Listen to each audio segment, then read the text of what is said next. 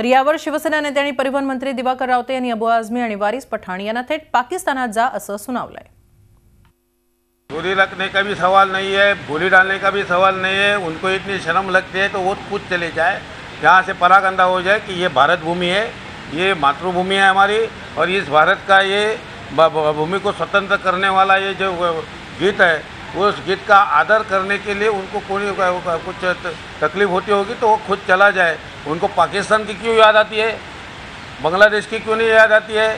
तो ये दिल में पाकिस्तानी है और रहते हमारे हिंदुस्तान में। याबाबत आपण प्रतिक्रिया जाणून घेऊया। भाजप नेते माधव भंडारी आता आपल्याबरोबर आहेत। माधव भंडारी जे आत्ताच अबू आझमी आणि वारिस पठाण यांनी वक्तव्य केलेलं आहे वादग्रस्त, वंदे मातरम म्हणणार नाही, हवं तर देश सोडेन असं त्यांचं म्हणणं आहे। आपली काय प्रतिक्रिया आहे? त्यांना जर या देशामध्ये राहणं इतकं अवघड वाटत असेल तर त्यांनी निघून जावं, कोणी त्यांना आग्रह केलाय।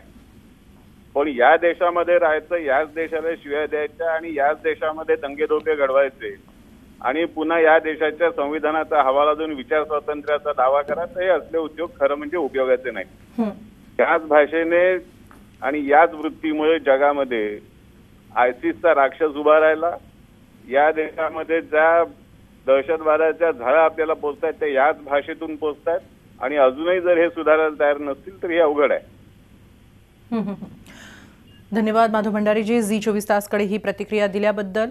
एमआयएम आमदार वारिस पठाण आणि सपा नेते अबू आझमी यांनी देश सोडेन पण वंदे मातरम म्हणणार नाही असं म्हणत पुन्हा एकदा या वादाला नव्यानं तोंड फोडलेलं आहे।